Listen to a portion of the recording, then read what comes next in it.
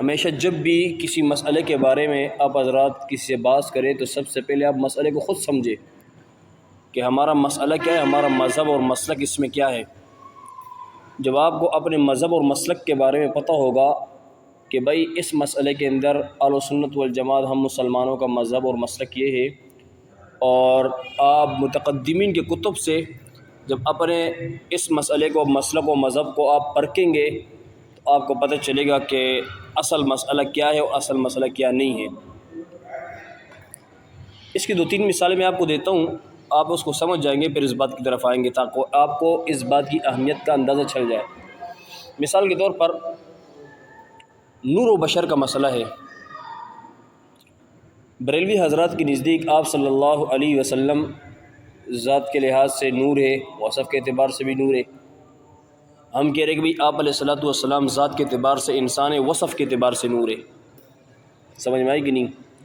اب یہ مسئلہ ہے، اس میں ان کی طرف سے بھی دلیل، پھر ہماری طرف سے بھی دلیل۔ ہمارے مفتی ظہور علی خان صاحب رحمۃ اللہ علیہ فرمایا کرتے تھے کہ مسئلہ بشر یہ تمام عقائد کے لیے دروازہ ہے۔ مسئلہ بشر کے اوپر جب بھی بریلوی سے بات کرنا ہو ان کے عقائد پر تو سب سے پہلے مسئلہ بشر پہ بات کرے۔ جب مسئلہ نور و بشر حل ہو جائے گا تو علم غیب کا مسئلہ بھی حل، حاضر ناظر کا مسئلہ بھی حل، مختار کل کا مسئلہ بھی حل۔ مثال کے طور پر ان کے نزدیک نبی نور ہے۔ جب نبی نور ہے تو نور تو ہر جگہ ہوتا ہے کہ نہیں؟ حاضر ناظر مسئلہ ثابت ہوا، اور جو چیز ہر جگہ پہ ہو تو ہر چیز کو جانتا بھی ہوگا، علم غیب کا مسئلہ بھی ثابت ہوا۔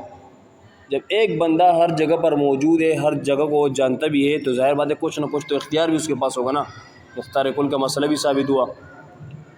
تو سمجھ رہے ہو کہ نہیں؟ جب آپ نے نور و بشر کے مسئلے کو پکڑا اور وہاں سے آپ نے آپ علیہ الصلوۃ والسلام کی ذات سے نور ہونے کی نفی کی تو یہ مسئلہ خود بخود حل ہو جائے گا۔ آپ نے دلائل دی کہ آپ علیہ الصلوۃ والسلام وہ کیا ہے، ذات کے اعتبار سے بشر، انما انا بشر مثلکم عبارت النص کے طور پہ ثابت ہو رہا ہے، اور آپ جو دلیل پیش کر رہے ہو وہ تو زیادہ سے زیادہ یا اقتضاء النص ہوگا یا دلالت النص ہوگا۔ انشاءاللہ اپنے مقام پر بات آئے گی اس پر۔ اور آپ کو پتہ عبارت النص اور اشارت النص میں اگر تقابل آ جائے، ترجیح کس کو دی جاتی ہے؟ عبارت النص کو۔ انما انا بشر مثلکم یہ آپ علیہ الصلوۃ والسلام کی بشریت پر عبارت النص ہے، اور آپ جو دلیل پیش کرتے ہو قد جاءکم من اللہ نور و کتاب مبین، یا تو اشارت النص ہے یا زیادہ سے زیادہ اقتضاء النص ہوگا۔ ہماری بات عبارت النص کے طور پہ ثابت ہو رہی ہے تو ہماری بات کو ترجیح ہے۔ اس طریقے سے نور و بشر کو حل کرو گے نا، نورانیت کی نفی آپ نے کر لی، علم غیب کی نفی بھی ہو گئی، حاضر ناظر کی نفی بھی ہو گئی، مختار کل کی نفی بھی ہو گئی۔ اسی طریقے سے شیعہ حضرات سے جب باس ہو کہ وہ کہہ رہے بھئی یہ قرآن غلط ہے، یہ اور یہ صحابہ کرام کو گالی دے، اعتراضات کرے، تو سب سے پہلے آپ ان سے یہ کہیں عدالت صحابہ پہ بات کرنی ہے، صحابہ کرام کے لیے عدالت ثابت ہے یا نہیں۔ اگر صحابہ کرام کے لیے آپ نے عدالت ثابت کی تو قرآن خود بخود ثابت ہو جائے گا، اور جو دین کے بڑے بڑے احکام خود بخود ثابت ہو جائیں گے۔ ظاہر بات ہے جب صحابہ کرام عادل ہو، یہ قرآن جو ہم پڑھ رہے ہیں یہ بھی عدالت سے پر ہوگا نا۔ اگر نعوذ باللہ صحابہ کرام رضوان اللہ علیہ مجمعین کو ہم طعن و تنقید کا نشانہ بنائے اور کہے کہ وہ عدالت سے متصف نہیں تھے، پھر مجھے بتائے جو بندہ غیر عادل ہو تو جو پیغام وہ آپ کی طرف پہنچائے گا، بتاؤ پھر وہ عدالت سے متصف ہوگا؟ تو پورا کا پورا دین کیا ہو جائے گا؟ منہدم ہو جائے گا، غیر عادل بن جائے گا۔ تو اس لیے آپ سب سے پہلے جب کسی سے بات کر رہے ہو نا تو اس سے پہلے 1 گھنٹہ 2 گھنٹہ پہلے خود اپنے آپ سے بات کریں کہ یار اس بندے سے اس مسئلے پر بات ہے، اس کو میں کس طریقے سے جڑ سے پکڑوں۔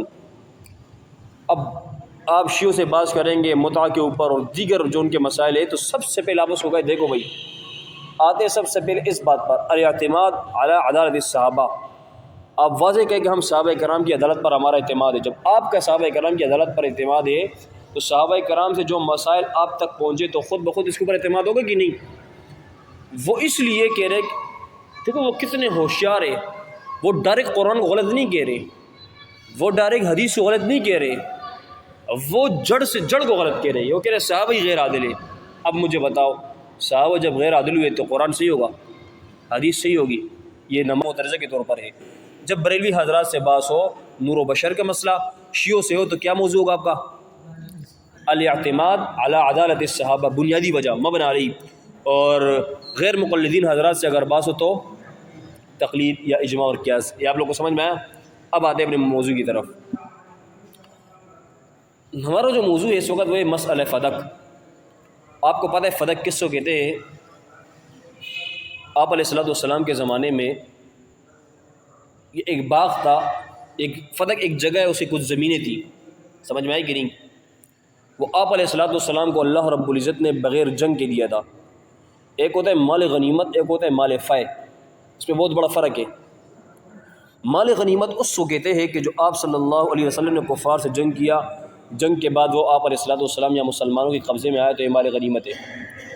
اور مال فائے وہ مال ہے کہ جو آپ علیہ السلام کے بغیر جنگ کے اللہ رب العزت نے آپ علیہ السلام کو دے دیا، اس کو مال فائے کہتے ہیں، سمجھ میں آئی کہ نہیں؟ یہ جملہ ضرور لکھنا، فدق مال فائے میں سے، یہ لکھو، فدق جو ہے وہ مال فائے میں سے ہے، مال غنیمت میں سے نہیں ہے، کیونکہ اس پر انشاءاللہ ہمارے روزمرہ بحث ہوگی۔ مال فائے، فدق کس سے؟ مال فائے سے، اس کو آپ نے یاد رکھنا ہے۔ یہ لکھ لیا آپ لوگوں نے؟ یہ آپ علیہ السلام کو اللہ رب العزت نے فدق کی زمینیں مال فائے کے طور پر دی تھی۔ ان میں سے ایک باغ تھا جس میں غالباً 130 کے یا 80 کے لگ بھگ کچھ کھجور کے درخت تھے، اور آپ علیہ السلام اس کے ذریعے اپنے اہل و عیال کا خرچہ یہ اور دیگر جو عام مسلمان تھے ان کے لیے کچھ صدقات وغیرہ نکالا کرتے تھے، یہ اس کو فدق کہتے ہیں۔ آپ علیہ السلام کو جنگ خیبر کے موقع پر مال فائے کی صورت میں یہ باغ ملا تھا، اور بھی زمینیں تھیں لیکن فدق مشہور ہے، ٹھیک ہے۔ اب اس مسئلے کو انتہائی اچھالا جاتا ہے، وہ یہ ہے کہ بھئی آپ علیہ السلام جب اپنے حیات میں تھے تو آپ علیہ السلام کے تولیت میں اور زیر تسلط 3 قسم کی زمینیں تھیں۔ کتنی زمینیں؟ یہ یاد رکھنا، میں شروع سے بالکل نورانی قاعدے کی طرح آپ کو پڑھا رہا ہوں تاکہ آپ کو یہ مسئلہ جڑ سے سمجھ میں آ جائے اور آپ کو شرح صدر اس پر ہو انشاءاللہ۔ اگر اللہ نے چاہا، اللہ کی مدد شامل حال تھی، یا آپ نے من کل الوجہ صحیح طریقے سے پڑھ لیا نا، تو کسی باطل آدمی کے سامنے جب وہ فدق کے اوپر بات کرے گا نا، آپ کے سامنے بات نہیں کرے گا، کیونکہ آپ کے سامنے ایسے اصولوں میں گرفت کے اصول، جب آپ اس کے اوپر اپنا نقض وارد کریں گے نا، اس میں دم نہیں ہو کہ آپ کو جواب دے۔ ہم جو پستے ہیں نا مولوی صاحب، یہ کیوں پستے؟ پتہ ہے ہمیں حقیقت حال کا علم نہیں ہوتا، متقدمین کے کتب سے ہمیں الٹیاں آتی ہیں، ہم مطالعہ کرتے نہیں ہیں طلبہ، اور پھر مطالعہ یہ ہوتے نہیں ہیں۔ بہرحال آپ علیہ السلام کے تصرف میں کتنے قسم کے مال تھے؟ 3۔ نمبر 1 اموال بنی نذیر، دیکھو بنی نذیر کے اموال، دوسری خیبر کی زمین، اور تیسرے فدق کی زمینیں۔ جی مولوی صاحب اس کو لکھنا، یہ بات آپ کو کشف الباری شرح ہدایہ کے اندر وہ شیخ سلیم اللہ خان صاحب نے یہ بات لکھی ہے، اس کو اچھی طریقے سے نوٹ کرنا۔ یہ 3 زمینیں آپ علیہ السلام کے تصرف میں تھی۔ ان میں سے بعض زمینیں وہ کہ جس میں آپ علیہ السلام اپنے اہل بیت کے لیے خرچہ نکالا کرتے تھے، ٹھیک ہے، اور بعض میں سے آپ علیہ السلام دیگر مسلمانوں کے لیے اس سے وہ خرچے کا اہتمام کیا کرتے تھے۔ آپ علیہ السلام کی حیات میں یہ آپ علیہ السلام کے زیر تصرف تھا، زیر تسلط تھا، ٹھیک ہے۔ جب آپ علیہ السلام دنیا سے تشریف لے کے گئے تو خاتون جنت حضرت فاطمہ الزہرا سلام اللہ علیہا، امی جان نے یہ سوچا، یہ یاد رکھنا، میں یہ جملے کو اس لیے احتیاط سے کہہ رہا ہوں کہ ہمیں بے ادبی کا زمانہ نظر آتا ہے اس میں۔ امی جان خاتون جنت نے اپنے اجتہاد کے مطابق، جملے کے اوپر غور کرنا، اپنے اجتہاد کے مطابق یہ سوچا کہ چونکہ دیگر اولاد بھی اپنے باپ کی وراثت میں شریک ہوتے ہیں کہ نہیں، تو چونکہ میں بھی ایک نبی کی بیٹی ہوں، ایک انسان کی بیٹی ہوں، تو مجھے بھی وراثت میں حصہ ملنا چاہیے۔ یہ ان کا اجتہاد تھا، کیا تھا؟ اجتہاد تھا۔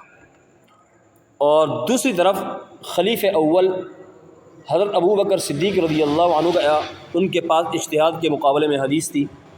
آپ علیہ السلام نے فرمایا تھا لا نرث ولا نورث ما ترکنا صدقہ، کہ ہم انبیاء کرام کی جماعت نہ کسی کے وارث ہوتے ہیں، ولا نورث، نہ کوئی ہمارا وارث ہوتا ہے، ما ترکنا ہو صدقہ، جو ہم چھوڑتے ہیں، ما ترکنا فہو صدقہ یا ما ترکنا ہو صدقہ، دونوں قسم کی روایتیں ہیں کہ جو کچھ ہم چھوڑتے ہیں وہ کیا ہوتا ہے؟ صدقہ ہوتا ہے۔ یہ ابو بکر صدیق رضی اللہ تعالی عنہ کے پاس ایک حدیث تھی دلیل کے طور پر، وہ تشریف لائی اب اس پہ دو قسم کی روایتیں ہیں، ایک ہے جاءت فاطمۃ، ایک ہے ارسلت فاطمۃ الی ابی بکر الصدیق۔ غور کرنا ہے الفاظ پر، میں آپ کو ایسا اس کے اوپر زاویہ بتا رہا ہوں نا، جب بھی کوئی تمہارے سامنے یہ کہے نا کہ حضرت فاطمہ خود تشریف لائی، پکڑو اس کو پھر۔ یہ بات تو مجھے 2-3 دن بات کرنی چاہیے، ماشاء اللہ آپ کا ذوق ہے تو میں کر لوں، اصل موضوع تو میرا کچھ اور ہے۔ اس پر دو قسم کی باتیں، الفاظ اور بھی ہے لیکن یہ دو مشہور ہیں، جاءت فاطمہ ارسلت فاطمہ، حضرت فاطمہ تشریف لائی یا حضرت فاطمہ نے کسی کو بھیجا۔ اب دونوں آیتوں میں کیا ہے؟ تعارض ہے کہ نہیں؟ ایک آیت میں کیا ہے کہ خود تشریف لائی، دوسری آیت میں کیا ہے کسی کو بھیجا۔ اب ذرا سمجھنا مولوی صاحب، آپ نے اصول فقہ کے اندر پڑھا ہے جب تک حقیقت کے اوپر عمل کرنا ممکن ہو مجاز کی طرف رجوع، بولو مجاز کی طرف رجوع نہیں کیا جائے گا، یہ یاد رکھنا۔ ایک بات آپ لوگ سمجھ گئے۔ دوسری بات یہ ہے، عموماً ہم کہتے ہیں اگر کسی کا کوئی کیس ہو کسی کے اوپر تو اس کا وکیل اس کا کیس لڑتے تو ہم کیا کہہ رہے ہیں، یار مثلا انس کا اس کے ساتھ اختلاف ہے تو انس نے اپنے وکیل کو تیار کیا، وکیل اس کی طرف سے مقدمہ لڑ رہا ہے، تو ہم لوگ کیا کہتے ہیں، یار انس اس کے خلاف عدالت تک گیا ہے، جیل تک گیا ہے، لاک اپ تک گئے، یہ خود گئے، کس کو بھیجا ہے؟ اس کے وکیل گئے نا، سمجھ میں آئی کہ نہیں؟ یہ خود گئے یا اس کے وکیل گئے؟ لیکن یہاں پر اطلاق، چونکہ ہم اس کے بھیجنے کا ذریعہ کون بنائے؟ انس بنائے نا، تو ہم اسی کے اوپر محمول کر دیتے کہ بھئی اس کا جانا اس طرح جیسے انس ہی گئے، حقیقت میں نہیں گئے۔ کس کو سمجھ میں آیا؟ ان سے پھر سمجھنا بہت اہم بات ہے۔ اصول میں نے کیا بتایا کہ جب تک حقیقت کے اوپر عمل کرنا ممکن ہو مجاز کی طرف رجوع نہیں کیا جائے گا۔ اب بخاری کے اندر دو روایتیں، جاءت فاطمہ ارسلت فاطمہ، حضرت فاطمہ تشریف لائی کسی کو بھیجا۔ میں ایک مثال کے ذریعے آپ کو سمجھا رہا ہوں۔ انس نے اپنے وکیل کو بھیجا کہ بھئی آپ کا نام کیا مولوی صاحب؟ لقمان، کہ بھئی لقمان کے خلاف یہ مقدمہ آپ نے لڑنا ہے، اس کا وکیل لڑ رہا ہے، اس نے کیس جیت لیا، تو ہم کیا کہتے ہیں کہ بھئی ماشاءاللہ انس نے کیس جیت لیا، تو کیس کس نے جیتا ہے؟ اس کے وکیل نے یا خود اس نے؟ لیکن اطلاق کس پر ہوتا ہے؟ موکل پر ہوتا ہے کہ نہیں؟ سمجھ میں آئی کہ نہیں؟ یاد رکھنا، اگر میں یہ کہوں کہ بھئی اس کے انس کے وکیل کی طرف نسبت کروں کہ بھئی اس نے کیس جیتا ہے تو یہ حقیقت ہے، اور کہوں انس نے جیتا ہے تو یہ کیا ہے؟ سمجھ میں آئی کہ نہیں؟ اب ہم دیکھتے ہیں حضرت فاطمہ رضی اللہ عنہ کی سیرت کو کہ پوری زندگی انہوں نے غیر محرم کی طرف آنکھ اٹھا کے نہیں دیکھی ہے، اور یہاں تک کہ انہوں نے کہا اپنے شوہر حضرت علی کرم اللہ وجہہ کو کہ علی میرا جنازہ بھی رات کے وقت اٹھانا تاکہ میرے چارپائی پر بھی میرے کفن پر بھی غیر محرم آدمی کی نظر نہ لگے۔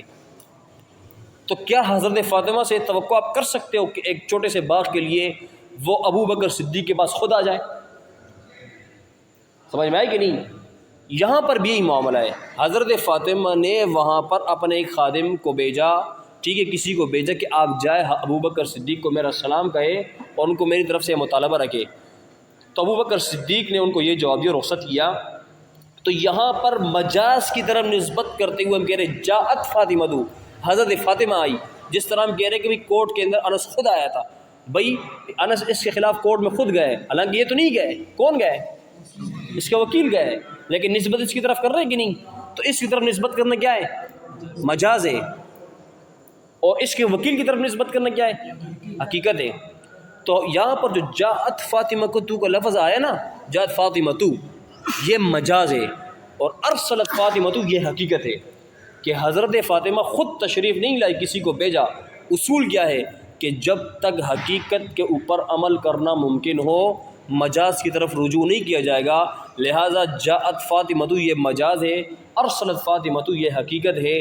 حقیقت کے اوپر عمل کرنا ہمیں کہ بھئی یہاں پر حقیقت کے اوپر عمل ہی ہے، کیونکہ حضرت فاطمہ کی جو سیرت ہے وہ ہمارے سامنے، حضرت فاطمہ کی سیرت کیا ہے؟ ہمارے سامنے ہے۔ اس سے پتہ چل رہا ہے کہ یہاں پر ارسلت فاطمہ اس پر عمل کرنا ممکن ہے۔ جب ممکن ہے تو مجاز جاءت کی طرف ہم نہیں جائیں گے، ہم یہ کہیں گے کہ خاتون جنت خود نہیں آئی تھی بلکہ ارسلت فاطمہ اپنے کسی رسول کو بھیجا تھا، اصول جانتے ہو؟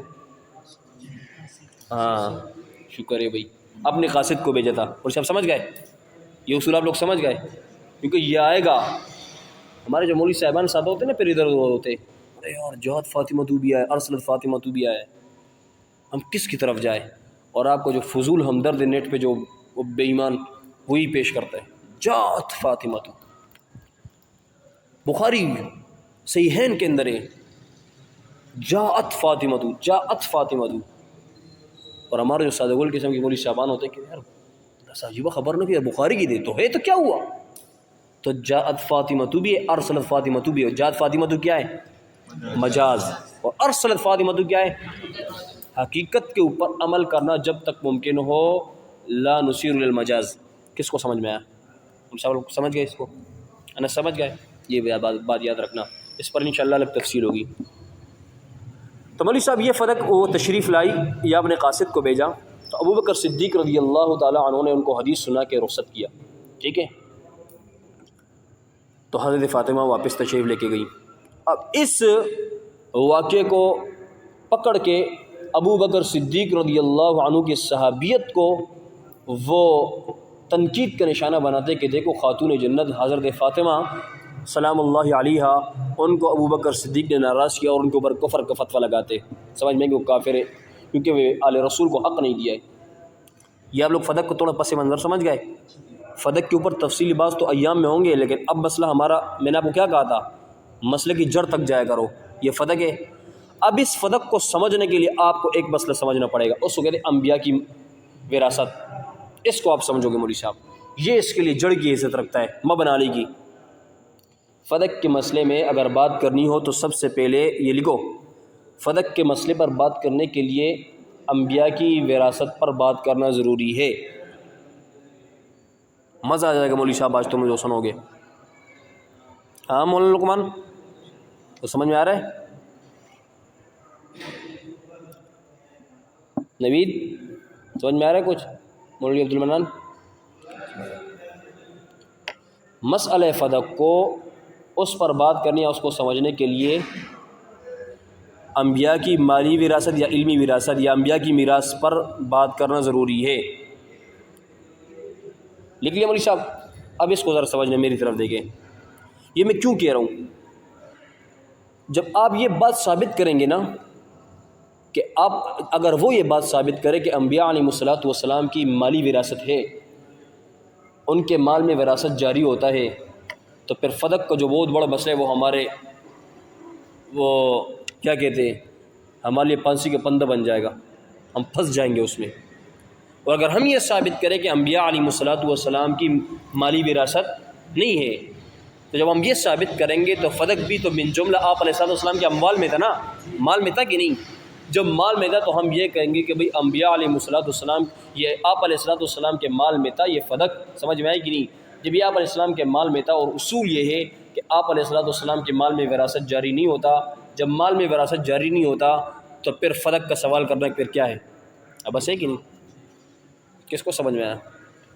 تو خلاصہ یہ ہو کہ فدق بنا ہوا، اور انبیاء علیہ الصلوۃ والسلام کی مالی وراثت علمی وراثت ہے یعنی یہ مبنی علیہ ہوا۔ لکھو اس کو، فدق بنا ہے اور میراث انبیاء یہ مبنی علیہ ہے۔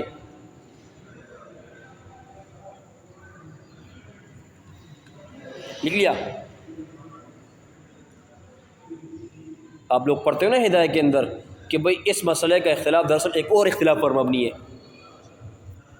سمجھ میں آئی کہ نہیں؟ جب وہ ایک اور اختلاف کو آپ سمجھیں گے نا، یہ خود بخود سمجھ میں آ جائے گا۔ صاحب ہدایت کا طریقہ ہے، نور انوار کے اندر بھی کئی جگہوں پہ ہے کہ بھئی یہ اختلاف کسی اور بات پر مبنی ہے، تو جو اور بات ہے وہ مبنی علیہ ہوتا ہے، اس کو آپ سمجھیں گے تو جو بنا ہے وہ خود بخود سمجھ میں آ جائے گا۔ میراث انبیاء مبنی علیہ ہے، موقوف علیہ ہے، سمجھ میں آئی کہ نہیں؟ اور فدق بنا اور موقوف ہے۔ میراث انبیاء کا ثبوت ہوگا تو فدق کا ثبوت خود بخود ہوگا۔ میراث انبیاء کی جو مالی وراثت ہے اس کی نفی ہوگی، فدق کی وراثت جو ہے اس کی بھی نفی ہوگی۔ اس کو بھی سمجھے مولوی صاحب۔ شروع میں ایک بات کہنا بھول گیا تھا، ابھی آپ کو میں نے کہا کہ حضرت فاطمہ سلام اللہ علیہ انہوں نے اجتہاد کیا تھا۔ کیا کیا تھا؟ یہ ہم اس لیے کہہ رہے، ہم یہ نہیں کہہ سکتے کہ حضرت فاطمہ کو پتہ نہیں تھا اور ان کو جانا نہیں چاہیے حدیث سے مخالفت کی انہوں نے.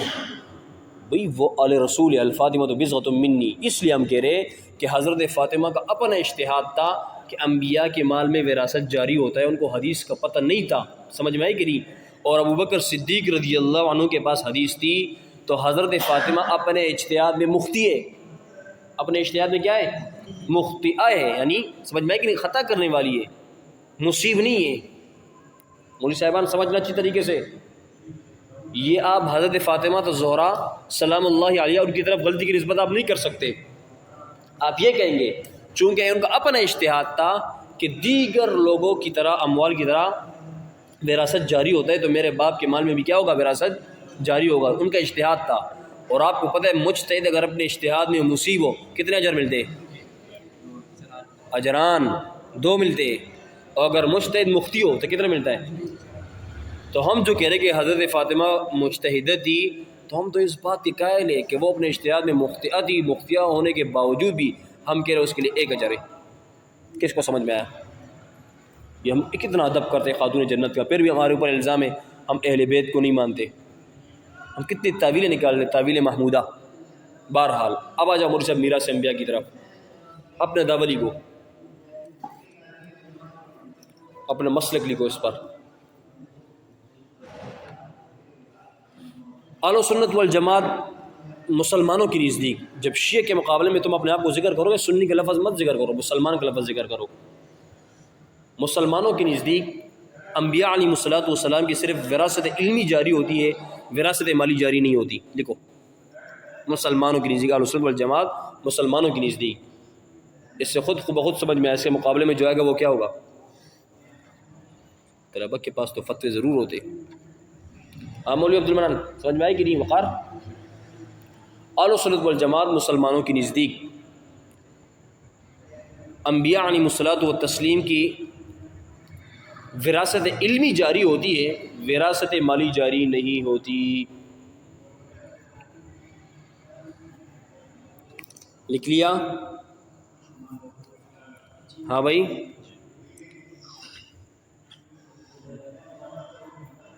جبکہ فریق مخالف شیعہ حضرات کے نزدیک انبیاء علیہ الصلوۃ والتسلیمات کی مالی وراثت بھی ہوتی ہے. انبیاء علیہ الصلوۃ والتسلیم کی مالی وراثت بھی ہوتی ہے.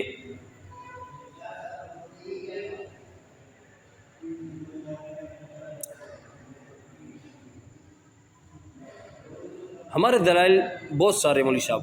سب سے پہلے ان کے اعتراضات کو نقل کرتے ہیں, ان کی جو دلیل ہے اس دلیل کی تھوڑی سی خبر لیتے ہیں, پھر آخر میں ہر دلیل پر جو ان کے, ہماری دلیل پر جو ان کے اعتراض ہوتا ہے نا, علمی اعتراضات, اس کو پڑھیں گے.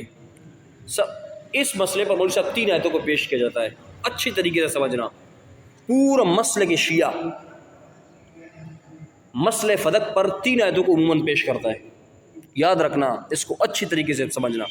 سمجھ میں نہ آئے تو دوبارہ پوچھنا. نمبر 1, یرثنی و یرث من آل یعقوب. لکھو, یہ ان کی ٹھوس دلائل میں سے ہے. نمبر 2, وورث سلیمان داود. نمبر 3, یوصیکم اللہ فی اولادکم. نوید سمجھ میں آ رہا ہے؟ عثمان, عزیر. وورث سلیمان داود.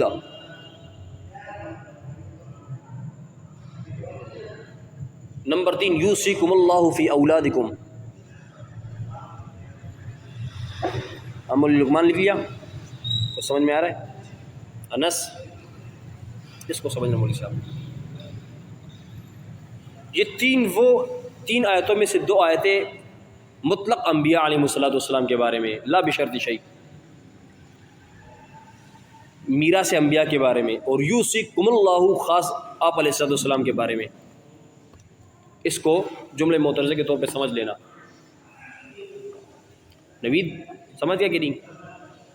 وورث سلیمان داود اور یرثنی و یرث من آل یعقوب, یہ جو ہے مولوی صاحب یہ لا بشرط شیء تمام انبیاء کو ہے, مطلق انبیاء کو, ان کے بارے میں. اور یوصیکم اللہ خاص آپ علیہ الصلوۃ والسلام کے بارے میں, وہ دلیل کے طور پہ پیش کرتے ہیں.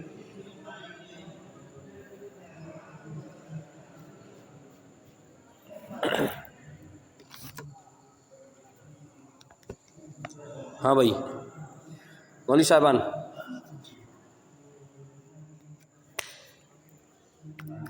اللہ اکبر کبیرہ۔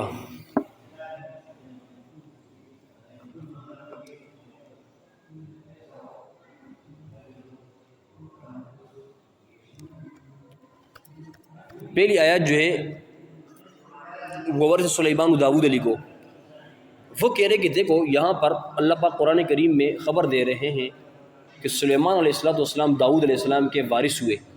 سلیمان علیہ السلام داؤد علیہ السلام کے کیا ہو گئے؟ وارث ہوئے۔ وہ کہہ رہے یہاں پر وارث سے مراد وارث مالی ہے، ان کے مال کے وارث ہوئے۔ یہ یاد رکھنا مولوی صاحب، اس کے جو جوابات ہے بس تھوڑا سا منطقی جواب ہے، کچھ شبیہ جمعہ والے جوابات بھی ہے، لیکن آپ اس کو اچھی طریقے سے سمجھنا۔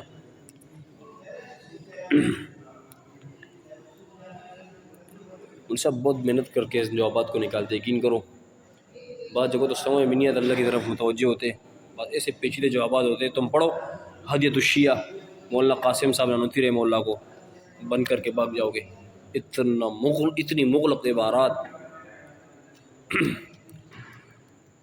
یہ آپ لوگ نے لکھا۔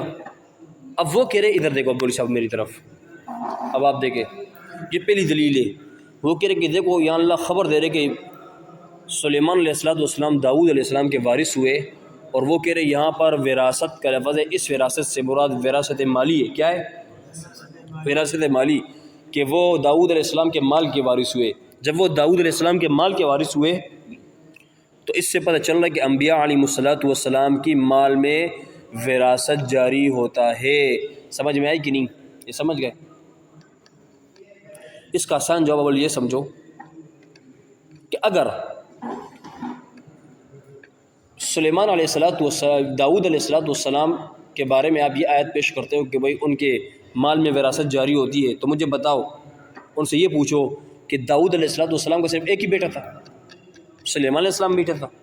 مولوی صاحب دیکھیں میری طرف، ایک باپ ہو اس کے 5-6 بیٹے ہو، تو کیا اس وراثت میں صرف ایک ہی بیٹا شریک ہوتے یا پورے شریک ہوتے؟ تو اگر کوئی یہ کہے کہ بھئی اس باپ کے وراثت میں صرف زید شریک ہے، عمر بکر وغیرہ شریک نہیں، تو لوگ مانیں گے؟ شریعت بھی نہیں مانے گی۔ سمجھ میں آئی کہ نہیں؟ لیکن اگر میں کہوں یار یہ اپنے باپ کا وارث ہوا ہے، اس کی خصوصیت کے ساتھ ذکر کہ صرف یہی وارث ہوا ہے، تو اس کو یہی سمجھا جائے گا کہ بھئی اس سے کوئی اور وراثت مراد ہے۔ نہیں سمجھا حضرات؟ اب باپ امام ہے، ٹھیک ہے، لوگ کہتے ہیں نا یار یہ اپنے باپ کا وارث ہے، تو کیا مطلب اس سے کون سی وراثت مراد ہوتی ہے؟ مالی وراثت مراد ہوتی ہے، یعنی امامت والی وراثت اس کو ملی ہے نا، یار اس کو یہ محتمم جو ہے اس کو وراثت میں ملی ہے۔ سمجھ میں آئی کہ نہیں؟ یہ اپنے باپ کا وارث بنا ہے، حالانکہ اور بیٹے بھی تو ہے، لیکن تمام بیٹوں کو چھوڑ کر کسی ایک کے بارے میں یہ کہنا اپنے باپ کا وارث ہو گیا، تو اس کا مطلب کیا ہوتا ہے؟ یہ مالی وراثت ہے، اس کا مطلب کوئی اور وراثت ہے۔ اگر مالی وراثت ہوتا تو ایک بیٹے کو ذکر کرنے کی کیا ضرورت ہے؟ یہ کیوں نہیں کہہ رہا ہوں یہ سب بیٹے اپنے باپ کے وارث ہو گئے؟ کس کو سمجھ میں آیا؟ تو ہم بھی یہ کہہ رہے کہ بھئی یہاں پر مالی وراثت مراد نہیں ہے، کیونکہ اگر مالی وراثت مراد ہوتا تو یہاں داؤد علیہ السلام کے ایک روایت کے مطابق 17 بیٹے تھے۔ اب نام بڑے مشکل ہے، آپ لوگ ہنسو گے، اتنے عجیب عجیب نام ہے، اس لیے میں نہیں کہہ رہا ہوں۔ شیعوں نے خود لکھے، اور شاہ ولی اللہ رحمہ اللہ نے زاد الخفا کے اندر بھی لکھے، ٹھیک ہے۔ بعض روایت کے مطابق 17 بیٹے تھے۔ شیعوں کی کتاب ناسخ التواریخ، اس میں انہوں نے لکھا کہ بھئی داؤد علیہ السلام کے 19 بیٹے تھے۔ کتنے؟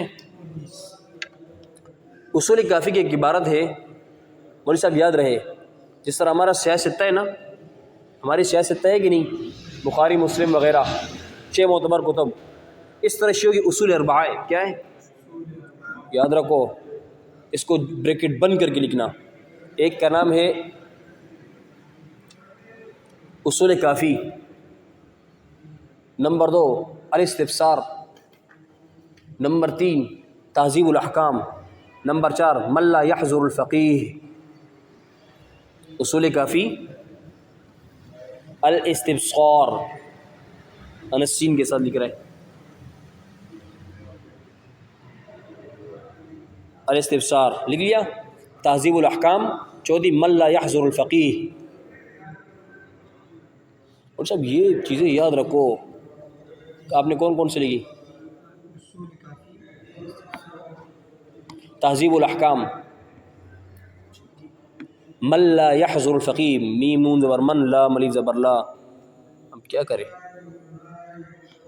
من لا یحضر الفقیہ،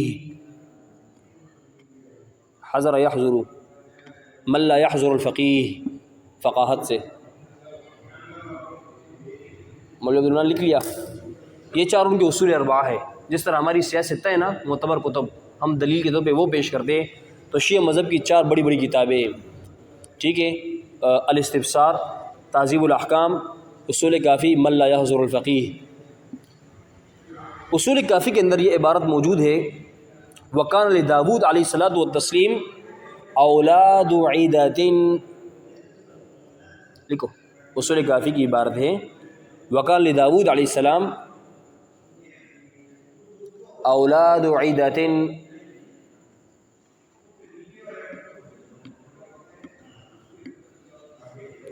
کہ بھئی داؤد علیہ السلام کے بہت سارے بیٹے تھے۔ شیعہ مذہب کی خود کہہ رہے، شیعہ مذہب خود کہہ رہا ہے، کس کو سمجھ میں آیا؟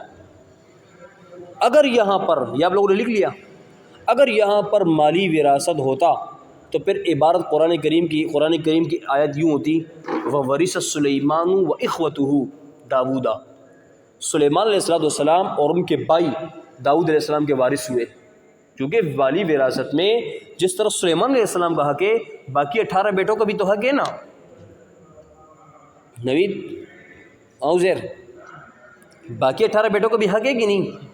لیکن اس کے باوجود بھی اللہ رب العزت نے باقی بھائیوں کا ذکر نہیں کیا، صرف اور صرف سلیمان علیہ السلام کا ذکر کیا۔ جس طرح ایک آدمی کے 5 بیٹے ہو، 5 میں سے اگر کوئی ایک کے بارے میں کہے کہ اپنے باپ کا وارث بن گیا، تو اس کا مطلب وہ مالی وراثت نہیں ہوتی، سمجھ میں آئی کہ نہیں؟ وہ کوئی اور وراثت ہوتی ہے، جبھی تو خاص کر کے اس بیٹے کو ذکر کیا۔ جب ایک باپ کے 5 بیٹے ہو اور وہاں پہ یہ کہا جائے کہ یہ بیٹا اپنے باپ کا وارث بن گیا، وہاں پر مالی وراثت مراد نہیں ہوتی۔ یہاں پر بھی 19 بیٹوں میں اللہ پاک نے صرف سلیمان علیہ السلام کا ذکر کیا، وَوَرِثَ سُلَيْمَانُ دَاوُودَ، سلیمان علیہ السلام داؤد علیہ السلام کے وارث ہوئے۔ یہاں پر بھی مالی وراثت مراد نہیں ہوگی، بلکہ وہاں نبوت کی وراثت ہے۔ کس کو سمجھ میں آیا؟ سمجھ گئے؟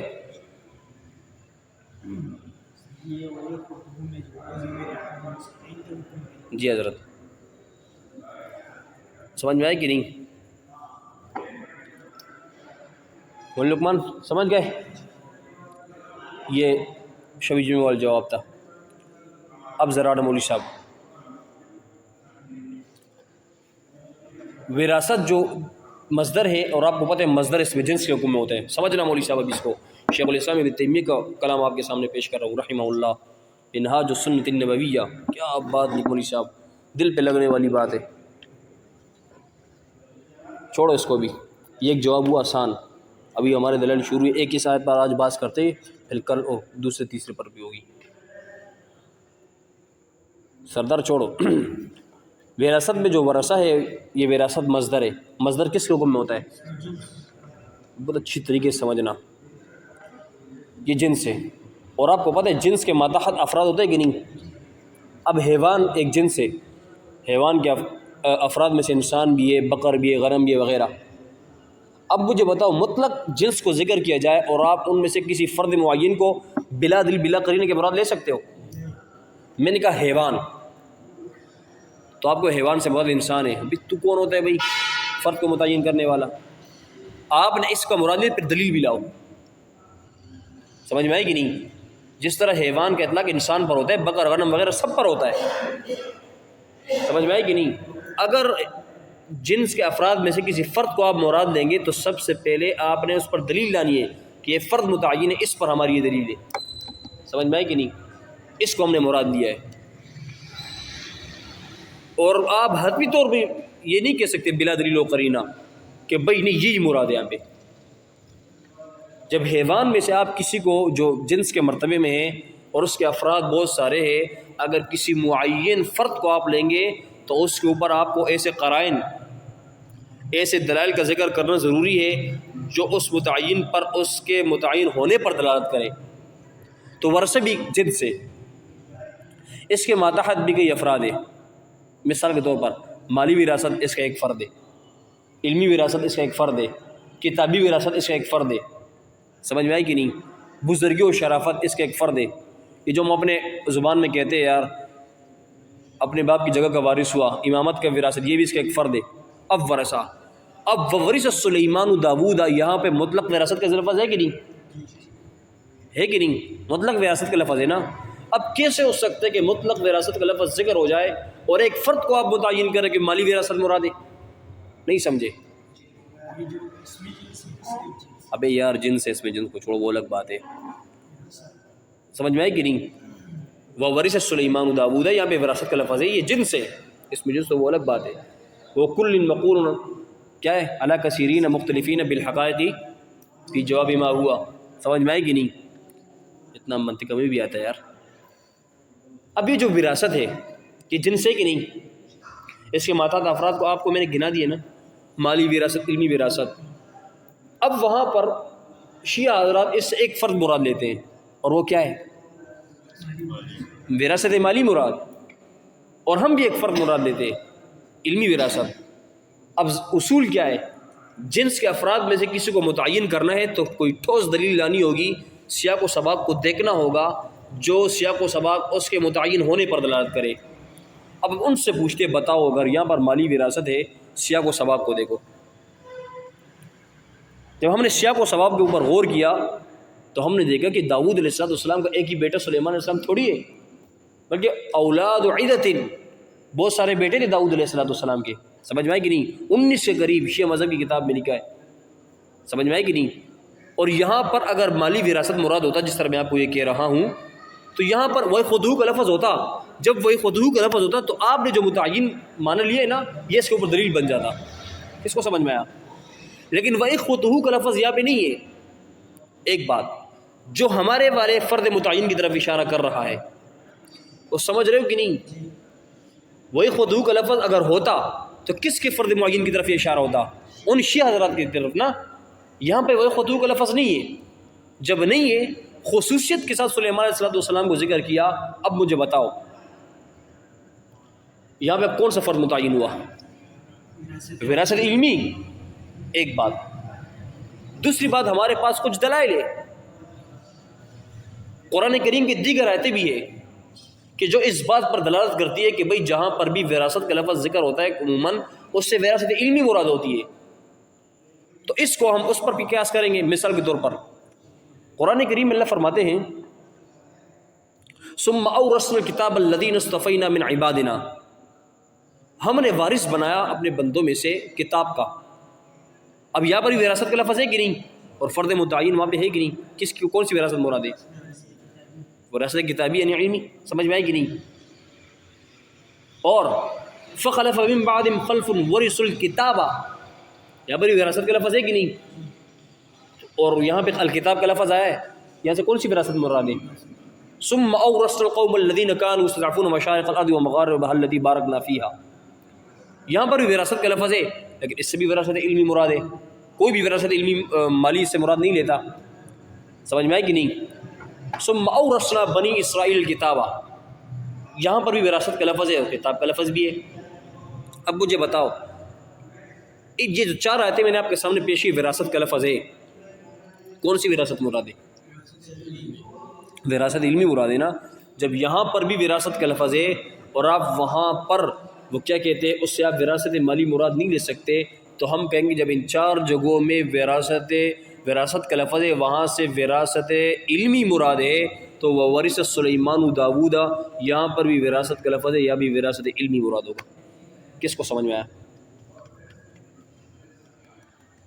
مزہ نہیں ہے مولوی صاحب؟ آپ کو نہیں سمجھے؟ وہ تفسیری بات ہے مولوی صاحب، یہ صرف آپ محل استشہاد کے اوپر آئے. ثم اورثنا القوم الذین کانوا، اورث میں ہے نا وراثت، یا بھی وراثت علمی کا ذکر ہے. کوئی ماں باپ کوئی قرین سے نہیں ہے کہ بھئی یہاں سے وراثت مالی کا ذکر کیا جائے. اب یوصیکم اللہ فی اولادکم للذکر مثل حظ الانثیین ابواہ وورثوا ابواہ فلیہم الثلث، یہاں بھی وراثت کا لفظ ہے لیکن ماں باپ میں کیا ہے؟ ماں وغیرہ ہے، سب کچھ ہے نا، ورثہ کا ذکر ہے. تو کون سی وراثت مراد ہے؟ وراثت ہے کیونکہ وہاں قرینہ ہے. اور یہاں پر وورث سلیمان داود، یہاں پر مطلق جنس کے طور پہ وراثت ہے، اور ہم نے ایک فرد کو متعین کیا. وہ فرد کیا ہے؟ وراثت علمی، اور اس کے اوپر ہمارے پاس دو قرینے تھے. نمبر ایک، اگر وراثت مالی یہاں پہ مراد ہوتا آیت کس طرح ہوتی؟ وَإِخْوَتُهُ داؤد، کہ سلیمان علیہ السلام اور ان کے بھائی داؤد علیہ السلام کے وارث ہوئے. یہاں وَإِخْوَتُهُ کا لفظ نہیں ہے، خاص کر کے سلیمان علیہ السلام کو ذکر کیا ہے. تو اس سے پتہ چلا یہاں پہ کون سی وراثت مراد ہے؟ وراثت علمی. دوسری بات یہ ہے کہ قرآن کریم کی کچھ اور آیتیں بھی ہیں جس سے پتہ چل رہا ہے کہ وہاں پر بھی وراثت کا لفظ ہے، لیکن وراثت علمی وہاں پر مراد ہے. تو ہم اس کو اس پر قیاس کریں گے کہ بھئی جب جس طرح وہاں سے وراثت علمی مراد ہے یہاں پر بھی وراثت علمی مراد ہوگا. کس کو سمجھ میں آیا؟ دو باتیں ہو گئی. تیسری بات کو سمجھنا مولوی صاحب، یہ میں دلیل دے رہا ہوں اپنی، یعنی اس فرد متعین پر، کہ جو فرد کو ہم نے متعین کیا ہے نا، کتنی دلیل ہو گئی؟ دو.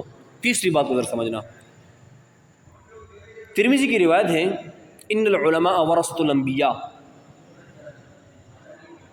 وان الانبیاء لم یورثوا درہما ولا دینارا. سمجھ میں آئی کہ نہیں؟ انبیاء علماء کس کے وارث ہیں؟ وہ انبیاء کے، اور انبیاء نہ درہم چھوڑ دے نہ دینار، بلکہ وہ کیا چھوڑ دے؟ وانما ورثوا العلم، وہ کیا چھوڑ دے؟ سمجھ، ورثوا نہیں ورثوا، ورثوا تو امر کا صیغہ بن جائے گا. یہ آپ نے بزم میں بھی غلطی کی تھی، میں نے کہا سناؤں گا آپ کو. ورثوا صرف یصرف، سمجھ میں آئی کہ نہیں؟ کہ وہ علم کو وراثت میں چھوڑ دے. فمن اخذه اخذ بحظ وافر، جس نے اس سے لیا تو کیا ہے مولوی صاحب؟ اس نے ایک وافر مقدار لے لیا اس میراث سے. یہاں پر بھی آپ علیہ السلام کی باقاعدہ حدیث ہے، متواتر حدیث ہے، وراثت کا لفظ ہے، لیکن یہاں کون سی وراثت مراد ہے؟ علمی.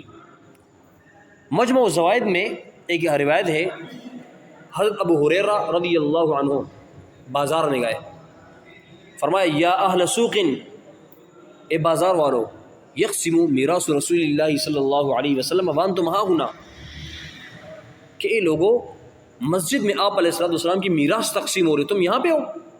تو لوگ دوڑے کہ یار کچھ مال تقسیم ہو رہا ہے، پتہ نہیں کیا ہے. جب مسجد میں آئے تو دیکھو کوئی تلاوت میں مصروف ہے، کوئی ذکر کر رہا ہے، کوئی تعلیم کے حلقے میں بیٹھا ہوا ہے، کوئی کس حلقے میں. تو ابو ہریرہ تشریف لائے رضی اللہ عنہ، لوگوں نے کہا مال وہ وراثت کہاں ہے؟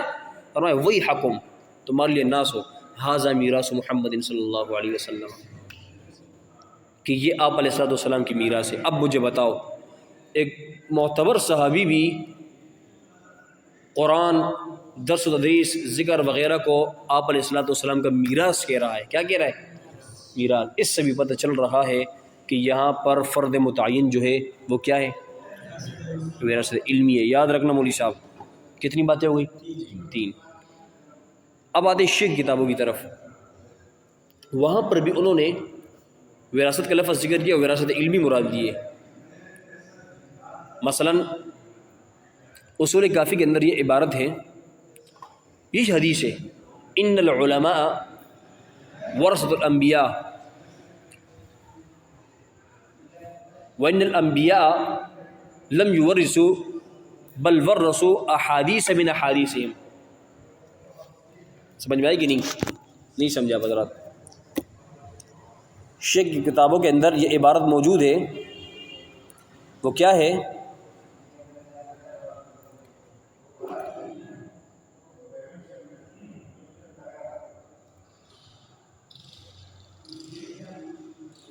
ان الانبیاء، حوالے بھی لکھو،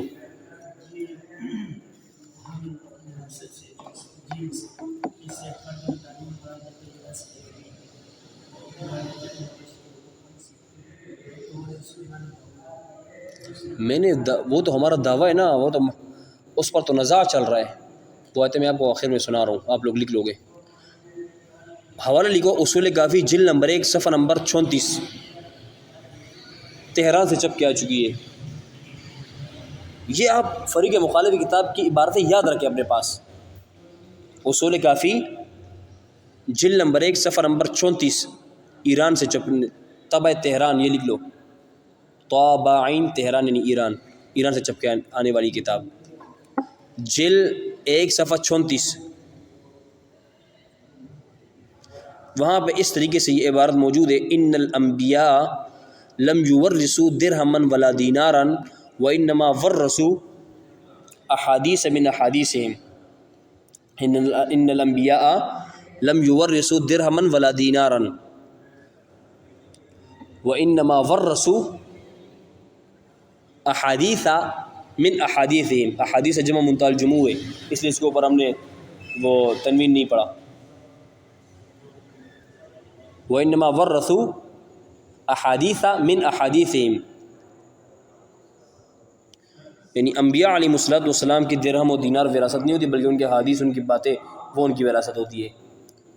پڑھو مولوی صاحب عبارت کس طرح ہے؟ لم یورثوا درہما ولا دینارا وانما ورثوا احادیث من احادیثہم. سمجھ میں آئی کہ نہیں؟ یہ ہو گئے مولوی صاحب اصول کافی جلد نمبر 1 صفحہ نمبر 34. یعنی وہ جو وراثت چھوڑتے ہیں اپنے احادیث میں سے کچھ احادیث، یعنی ان کے احادیث جو ہوتی ہے نا وہ ان کی وراثت ہوتی ہے، ان کی باتیں، ان کے عمل. سمجھ میں آئے کہ نہیں؟ اب ایک کچھ احادیث نہیں یار، اپنے احادیث میں سے حدیثوں کو ایک محاورہ ہے کہ ان کے کیا ہوتے ہیں انبیاء کی وراثت، وہ احادیث ہی ہوتی ہے. یہ کچھ لفظ بعد میں چھوڑو. اب تمیز نہیں ہے، من بیان کے لیے، من بیانیہ ہے کیا ہے تو کس کے لیے آتا ہے؟ اور صاحب یاد رکھنا یہ جو ہم قواعد پڑھتے ہیں نا کہ بھائی کہ یہاں پہ یہ ہوتا ہے یہاں پر، وہ ہم ایک کتاب کے اندر مخصوص پڑھ لیتے ہیں کہ بھائی یہاں پہ یہ اس کے لیے آیا ہے تو یہیں پر ہوگا. ہر جگہ پہ وہ نہیں چلتے.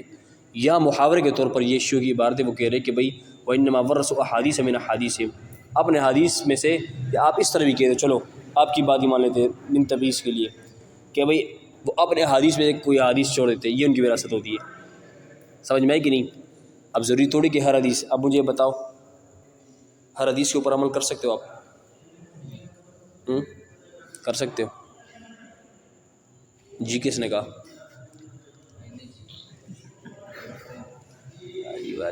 یہ ایک محاورہ ہے، سمجھ میں آئی کہ نہیں؟ وَإِنَّمَا وَرَثُوا أَحَادِيثَ مِنْ أَحَادِيثِهِمْ. تہران ایران کا دوسرا نام ہے یار.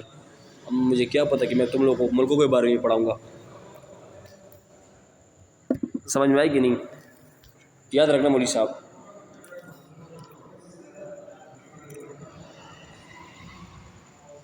اور اسی اصول کافی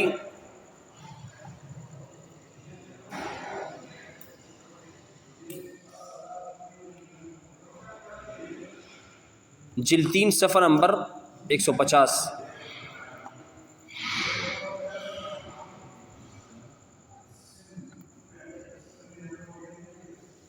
جلدی لکھو مولوی صاحب.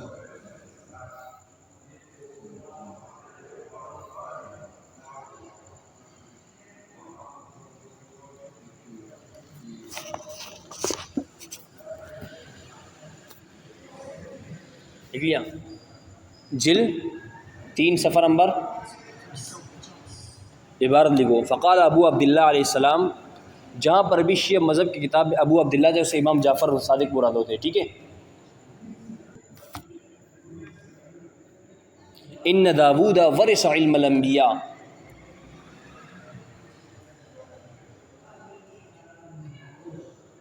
ورث علم الانبیاء وان سلیمان ورث داود وان محمدا صلی اللہ علیہ وسلم ورث سلیمان. وقار بوئی جی یار ظالم ادا سنگا سبقتے نقو وفاق کی نہ رہی. ورث سلیمان وَإِنَّ أَوْرَثْنَا مُحَمَّدًا صلی اللہ علیہ وسلم. کوئی مسئلہ نہیں، دوبارہ پڑھا دوں گا. ان داود ورث علم الانبیاء وَإِنَّ سُلَيْمَانَ ورث داود وَإِنَّ مُحَمَّدًا صلی اللہ علیہ وسلم ورث سلیمان وَإِنَّ أَوْرَثْنَا مُحَمَّدًا صلی اللہ علیہ وسلم.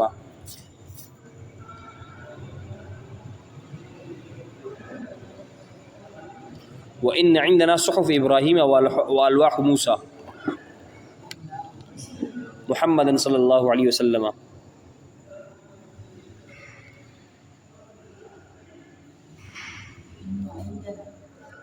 وَإِنَّ عِنْدَنَا صحف ابراہیم و الواح موسیٰ. ہاں بھائی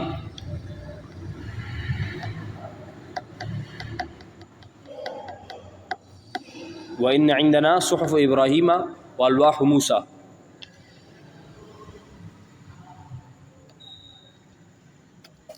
لکھ لیا.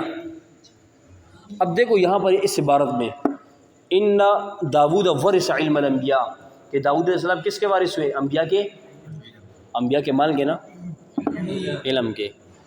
وَإِنَّ سُلَيْمَانَ وَرِثَ داوُودَ سلیمان علیہ السلام کس کے وارث ہوئے؟ کس کے؟ اس پر دلیل کیا ہے؟ ورثہ شروع میں، علم کا لفظ شروع میں آیا. اور پھر خود کہہ رہے وَإِنَّ مُحَمَّدًا صلی اللہ علیہ وسلم وَرِثَ سُلَيْمَانَ، اور آپ علیہ السلام سلیمان علیہ السلام کے وارث ہوئے، مال کے وارث ہوئے. سمجھ میں آئی کہ پھر خود کہہ رہے وَإِنَّ أَوْرَثْنَا مُحَمَّدًا صلی اللہ علیہ وسلم، ہم آپ علیہ السلام کے وارث ہوئے، تو کیا ہمیں آپ علیہ السلام کا مال ملا ہے؟ وَإِنَّ عِندَنَا صُحُفَ إِبْرَاهِيمَ وَأَلْوَاحُ مُوسَىٰ کہ امام جعفر صادق علیہ السلام کہہ رہے کہ بھائی ہمارے پاس ابراہیم علیہ السلام کے صحیفے بھی ہے اور موسیٰ علیہ السلام کی جو تختیاں ہیں وہ بھی موجود ہے. اس سے بھی پتہ چل رہا ہے وراثت سے وراثت علمی مراد ہے، فریق مخالف کی اپنی کتاب کہہ رہی ہے. کس کو سمجھ میں آیا؟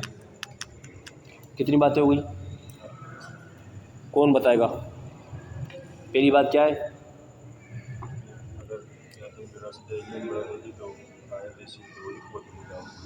وَإِخْوَتُهُ داؤد وَوَرِثَ سُلَيْمَانُ وَإِخْوَتُهُ داؤد. اب تر عبارت مت پڑھو نا، مناظرہ میں پڑھو گے پکڑ لے گا وہ. وَوَرِثَ سُلَيْمَانُ وَإِخْوَتُهُ داؤد. دوسری وجہ کیا مولوی صاحب؟ تیز ہاں شاباش. تیسری بات سردار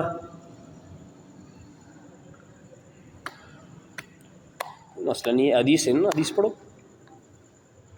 ہاں عثمانہ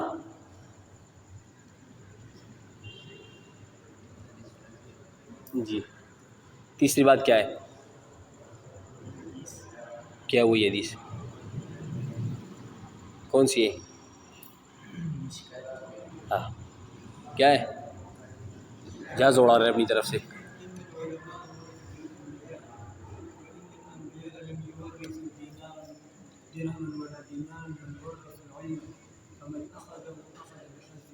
شاباش ماشاء اللہ. دوسری حدیث کیا تھی کہ حضرت ابو ہریرہ رضی اللہ عنہ کیا فرما رہے ہیں؟ یا اہل سوق، لکھو وانتم ہاں ہونا، لوگ دوڑے فرمایا وہی حکم ھذا میراث محمد صلی اللہ علیہ وسلم. یا اہل سوق، ہاں یہ پھر حدیث لکھو نا، وہ لکھ رہے آیت آسان ہے. یا اہل سوق یقسم میراث رسول اللہ صلی اللہ علیہ وسلم.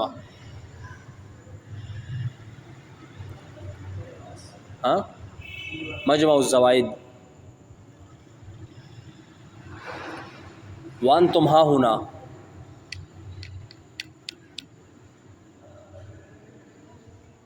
لوگ دوڑے جب آئے دیکھا فرمایا وہی حکم ھذا میراث محمد صلی اللہ علیہ وسلم، وہی حکم الگ ہے، ھذا میراث محمد صلی اللہ علیہ وسلم الگ ہے. ھذا القرآن ای التلاوہ والذکر والتعلیم وفی لغتنا التشکیل. جی اب تو مزے اللہ کے نبی صحابہ کرام کو یمامہ کی طرف تشکیل کی، بدر کی تشکیل فرمائی. تھوڑے یار بار ہمارے گاؤں کی جماعت آئی ہے، پھر کہیں گے یار ہاں بھائی لکھ لیا مولوی صاحبان، لکھ لیا. چوتھی بات کیا تھی؟ یہ تو دعویٰ ہے ہمارا. تو شاباش اصول کافی کی عبارت وہ کیا ہے؟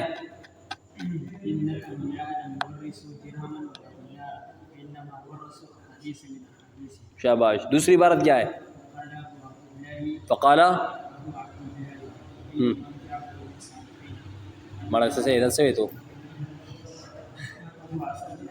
بیا ہوا ہے.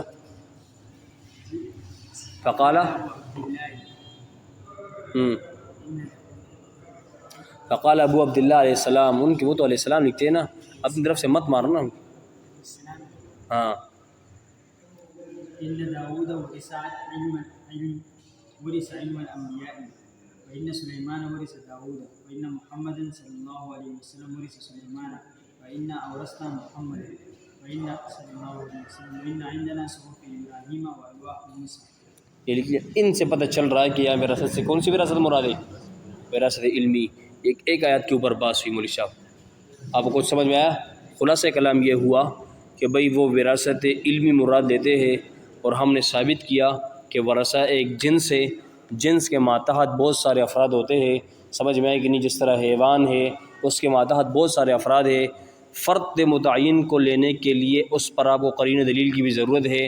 ہم نے ایک فرد متعین لیا وراثت علمی، اس کے اوپر ہم نے 4 قرینے 4 دلائل پیش کر دیے. سمجھ میں آئے کہ نہیں؟ ایک دلیل آپ کے گھر سے آپ کو دکھا دی. سمجھ میں آئے کہ نہیں؟ اور ایک بالکل شبیہ جمعہ والی دلیل، اور کچھ آیتیں آپ حضرات دیکھیں. ثم اورثنا الکتاب الذین اصطفینا من عبادنا، ثم اورثنا الکتاب